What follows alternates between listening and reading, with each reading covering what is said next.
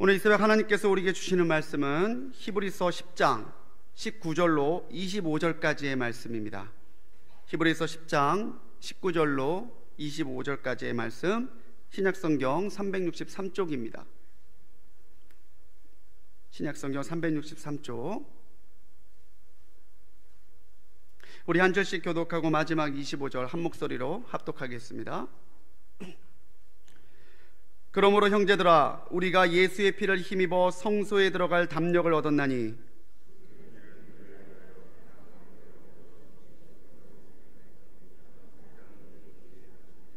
또 하나님의 집 다스리는 큰 제사장이 계심에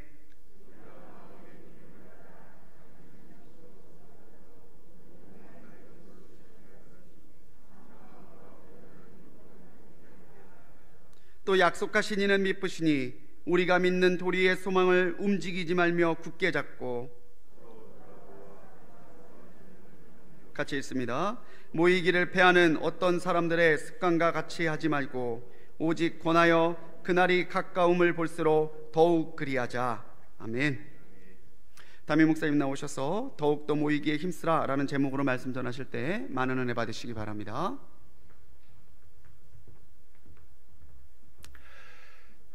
오늘 셋째 날 믿음으로 여리고 점령 기도회에 참여하신 여러분들 주님의 이름으로 축복합니다. 이렇게 모이기에 힘쓸 때 하나님 우리의 기도 들으시고 성령의 기름 부으심과 은혜를 덧입혀 주실 줄로 믿습니다.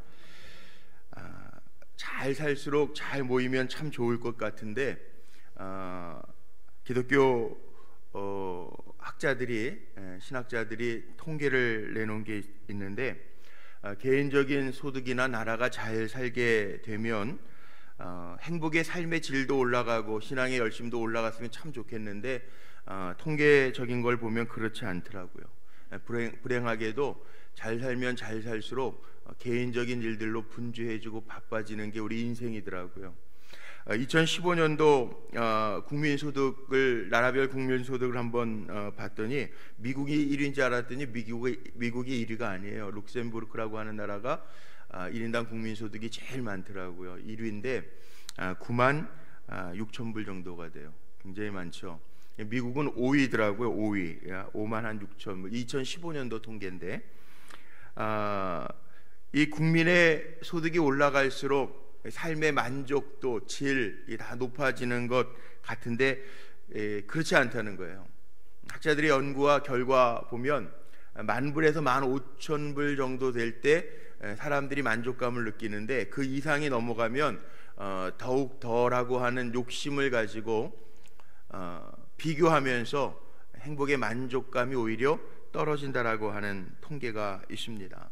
그러니까 오히려 내가 좀 살만하구나 라고 느껴졌을 때가 1인당 국민소득 10,000불에서 15,000불 정도의 그런 그 느끼는 질감이 높았다라고 하는 통계가 있어요. 결국은 우리 신앙생활하는 게 성기한 경제적인 것, 물질적인 것, 우리가 기도할 때 그런 기도 많이 하죠. 하나님 저에게 허락하셔서 물적 외적 능력을 주시고 풍요롭게 하셔서 더 잘 하나님 믿고 의지하게 하옵소서, 그렇게 기도하는데 그게 주어졌다고 우리의 신앙이 모이기에 또 하나님께 가까이 가는가? 그렇지 않다는 거예요. 이 통계를 보면서 저도 한번 생각을 해봤습니다. 어렸을 때 하고 지금 하고 뭐 비교하면요 경제적으로는 말도 못하게 잘 살아졌어요. 요즘에는 차들도 한번 가보세요. 어디 가가지고 주차장 같은 데 가면 다 좋은 차들, 외제차들 많아요. 무지하게 많습니다. 근데 저희 어렸을 때에는 집에 자가용 있는 사람들이 별로 없었습니다. 그리고 1970년대 후반에 현대자동차에서 폰이라고 하는 차가 처음 나왔을 때 저희 초등학교 다닐 때요 3, 4학년 때 아이들이 뭘 했냐면 그 폰이 뒤에 있는 쪼락말 있죠? 그거 띄어가지고 파는 거 하는 애들도 있었어요. 폰이만 해도 아주 좋은 차였고 큰 차였는데 지금은 뭐 별로 볼 수도 없죠. 어렸을 때 생각해 보니까 부흥회다 그러면은 어머니 아버지 손잡고요 교회를 갑니다. 근데 자리가 없어가지고 막 강단에 올라와서 예배드리고 그랬던 기억이 납니다. 그런데 우리 지난주에 부흥회 끝났는데, 부흥회 하면은 요즘에 대부분 교회들이 부흥회 합니다 그러면은 주일날 모이는 인원의 딱 5분의 1 모인다고 그러더라고요. 삶의 형편은 많이 좋아졌는데, 부족한 것이 없고 넉넉해졌는데, 풍요를 구하면서 살아가는 신앙은요 그래서 문제가 있다는 거예요. 바알신을 섬겼던 이스라엘 백성들과 그 가나안 원 사람들도요 풍요의 신이에요. 바알신은 풍요의 신이에요. 농사의 신이에요. 네? 음란의 신이라고 이야기하잖아요. 그런데 살아있는 신이 아니라고요. 오늘 우리가 왜 모이기에 힘쓰면서 나아가야 되느냐? 평안을 위해서, 풍요를 위해서가 아니라 왜 우리가 모이기에 힘써야 되느냐? 여기에 모일 때 하나님의 능력이 임하기 때문에 그래요. 특별 새벽 기도회를 선포하고 우리 기도회 300용사 기도하는데, 전 평상시에 300용사가 채워지기를 원하는데 특별 기도회 때만 이렇게 300용사가 채워지는데, 그것도 어떻게 보면 감사해요. 이렇게 새벽에 모이기에 애쓰시면서 차 타고 막 오시는 분들 행렬을 보면서 하나님 오늘도 저 사랑하는 성도들의 간절한 기도에 응답하시고 하나님 살아계심이 보여지게 하옵소서 기도하면서 건너오는데요, 초대교회도요 모이기에 힘쓸 때, 애쓸 때 성령이 임하고, 초대교회도 모이기에 힘쓸 때 거기에서 하나님의 능력이 나타나고, 모이기에 힘쓸 때 교회가 부흥해서 날마다 모이는 수가 늘어났더라. 사도행전 4장 말씀에 나오는 말씀이에요. 그런데 초대교회도 문제가 있었습니다. 히브리서에 보니까, 오늘 히브리서는요 사도 바울이 썼느냐 안 썼느냐 진정성의 문제도 있지만, 우리가 히브리서는 주후 60년 이후에 기록된 책으로 다 알려져 있잖아요. 그런데 이때도요 주님 승천하시고 나서 이때에도 모이기에 많이 힘을 안 썼던 것 같아요. 그래서 오늘 말씀 속에 보니까 모이기에 힘쓰라, 모이기에 힘쓰라. 오늘 10장 25절 말씀에 보면요 이렇게 기록되어 있어요. 모이기를 패하는 어떤 사람들의 습관과 같이 하지 말고 오직 권하여 그날이 가까움을 볼수록 더욱 그리하자. 그날이 어느 날일까요? 마지막 때를 얘기합니다. 주님이 오시든지 내가 가든지 그날이 가까이 올수록 모이기에 힘쓰자라고 하는 이야기를 해요. 현대신학자 가운데 호켄다이크라고 하는 사람이 그런 얘기를 합니다. 모이기에 힘쓰는 교회, 흩어지는 교회라는 이야기를 합니다. 우리가 모여서 하나님의 말씀을 듣고 영적으로 충전해서 세상에 흩어져서 복음의 증인된 삶을 살아가자라고 하는 얘기죠. 모이기에 힘써서, 오늘도 이 새벽에 모이기에 힘써서 이렇게 나오셨는데 하나님 앞에 기도하면서 주의 음성도 들으시고 주님 앞에 기도하고 간구하면서 간증거리가 생겨서 세상 속에 나아가서 복음의 증인으로 흩어진 교회로 살아가며 주님을 높여드릴 수 있는 거룩한 종들이 되시기를 주님의 이름으로 축복합니다. 그런데 우리가 모일 때 어떤 마음으로 모이느냐, 어떤 능력으로 모이느냐, 오늘 19절 말씀 보면 이렇게 기록되어져 있습니다. 그러므로 형제들아 우리가 예수의 피를 힘입어서 성소에 들어갈 담력을 얻었나니. 예수의 피를 힘입어서. 우리가 아는 것처럼 예수님의 피는요 구원의 능력입니다. 구원받은 우리들이 예전에는 대제사장만 지성소에 들어갔잖아요.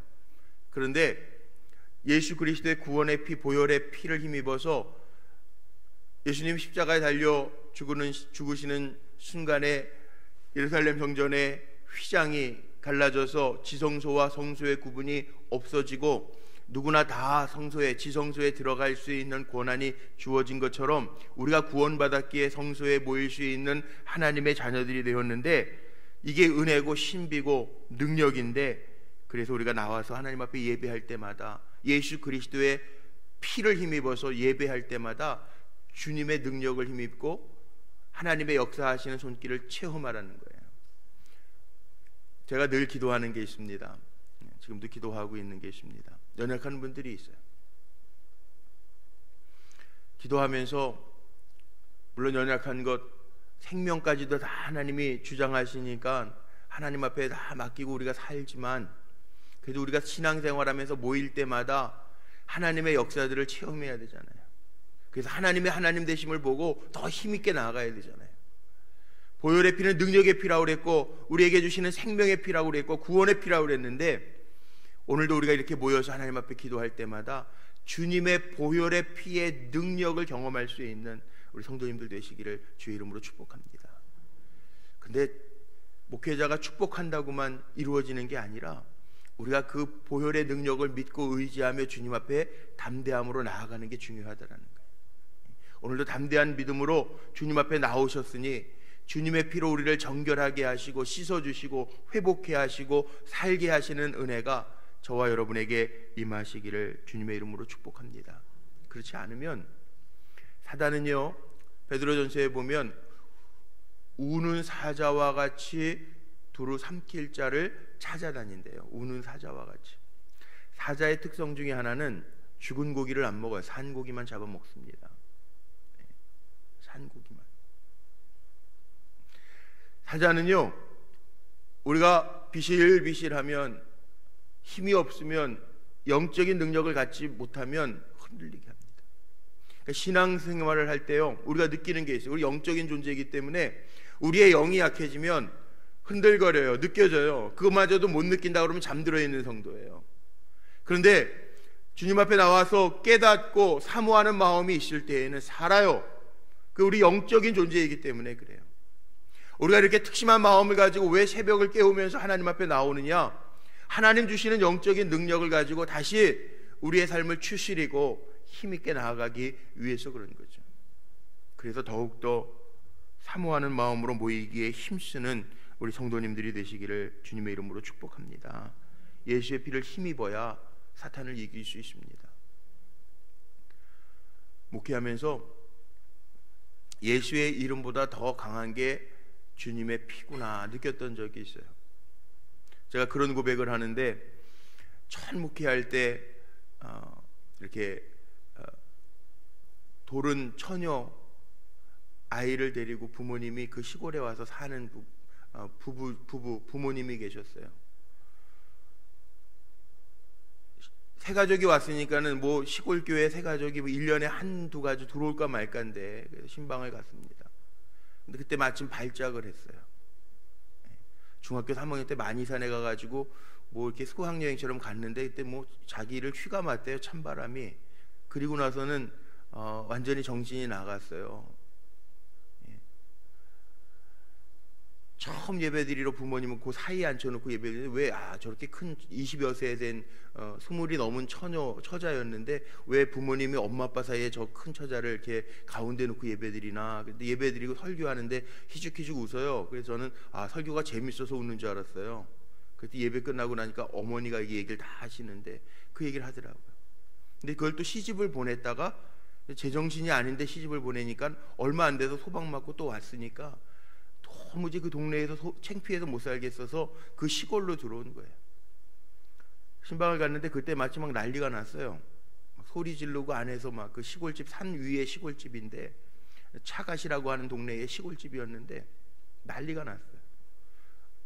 보니까는 엄마 아빠가 뛰쳐내려가면 잡을 수가 없으니까, 노인분들이 힘이 없으니까 잡을 수가 없으니까 철제 의자에다가 묶어놨더라고요.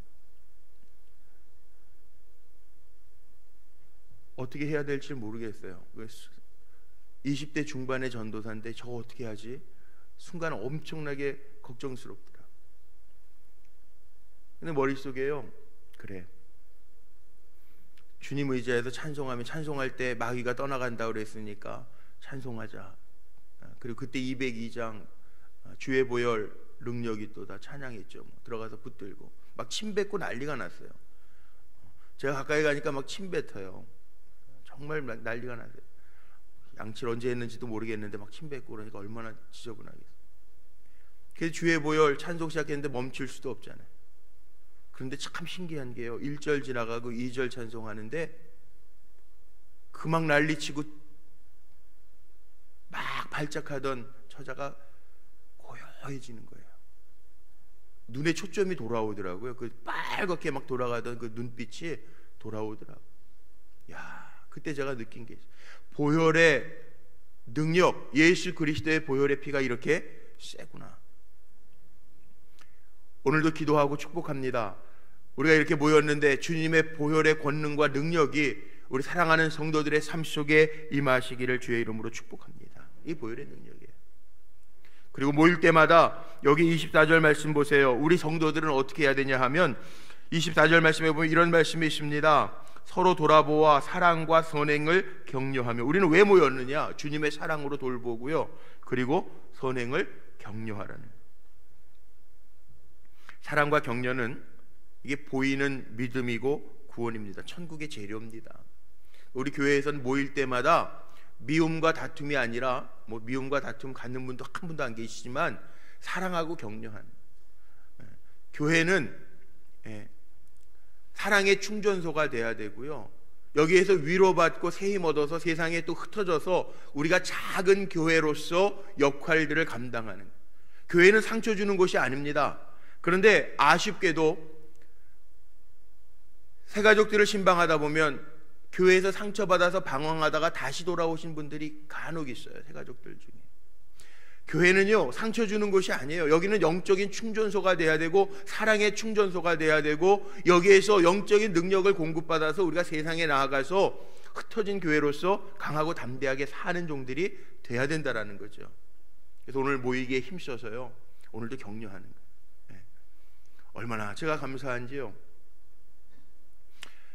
우리 이렇게 특세하면서 아침을 제공해드릴 학생들이나 직장 바로 출근하실 수 있게 간단한 아침을 제공하는데, 지난주 금요일날 우리 금요일마다 우리 교육자 회의를 하는데 보고를 받기는 신청하신 분이 한 분밖에 안 계시다는 거예요. 근데 우리 한 번도 여지까지 아침 제공한다 그래서 모자라서 제공 못 해본 적이 없지 않냐고. 근데 다 채워주시는 거예요. 참 감사하죠. 이게 격려잖아요. 예?